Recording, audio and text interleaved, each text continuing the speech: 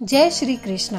ऐसे श्री कृष्ण को कैसे समझे हम, जिनमें समाया प्रेम पराक्रम और हर धर्म, जिसने बालपन में रच दिया ब्रह्म ज्ञान, उसको नमन वंदन प्रणाम बारंबार। सबके मन को मोह लेने वाले परम भगवान श्री कृष्ण को प्रिय कार्तिक मास में आप सबका स्वागत है। दामोदर मास एक ऐसा मास है जिसमें किया गया कोई भी आध्यात्मिक कृत्य, जप तप तपस्या दान और प्रातःकालीन स्नान मनुष्य को अनंत फल की प्राप्ति कराता है। और ऐसे सुंदर मास में इस समय हम श्रवण कर रहे हैं कार्तिक मास की विशेष पौराणिक कथाओं का। तो चलिए हमारी कथा यात्रा को आज आगे बढ़ाते हैं और श्रवण करते हैं आज की लीला का। आज की कार्तिक मास अध्याय का हम श्रवण करते हैं। कार्तिक महात्म्य 10वां अध्याय। मायापति नारायण के चरणों में शीश नवाए। 10वां अध्याय। कार्तिक। लिखूं नारायण राय। राजा पृथु बोले, हे ऋषि श्रेष्ठ नारद जी, आपको प्रणाम है। कृपया अब यह बताने की कृपा कीजिए कि जब भगवान शंकर ने अपने मस्तक के तेज को क्षीर सागर में डाला तो उस समय क्या हुआ। नारद जी बोले, हे राजन, जब भगवान शंकर ने अपना वह तेज क्षीर सागर में डाल दिया तो उस समय वह शीघ्र ही बालक होकर सागर के संगम पर बैठकर संसार को बह देने वाला रुदन करने लगा। उसके रुदन से संपूर्ण जगत व्याकुल हो उठा, लोकपाल भी व्याकुल हो गए, चराचर चलायमान हो गया। शंकर सुवन के रुदन से संपूर्ण ब्रह्मांड व्याकुल हो गया।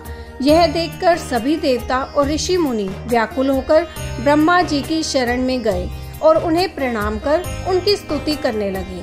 उन सभी ने ब्रह्मा जी से कहा, हे पितामह, यह तो बहुत ही विकट परिस्थिति उत्पन्न हो गई है।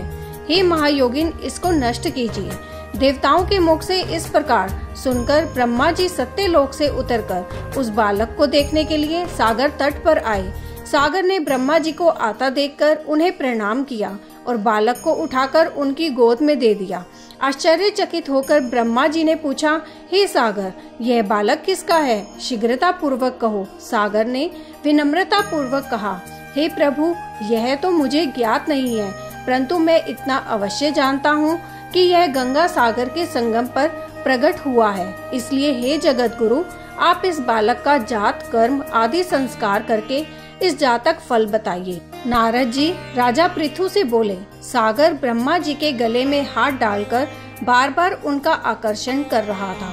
फिर तो उसने ब्रह्मा जी का गला इतनी जोर से पकड़ा कि उससे पीड़ित होकर ब्रह्मा जी की आंखों से अश्रु टपकने लगे। ब्रह्मा जी ने अपने दोनों हाथों का जोर लगाकर किसी प्रकार सागर से अपना गला छुड़वाया और सागर से कहा, हे सागर, सुनो, मैं तुम्हारे इस पुत्र का जातक फल कहता हूँ। मेरे नेत्रों से ही जो यह जल निकला है, इस कारण इसका नाम जलंधर होगा।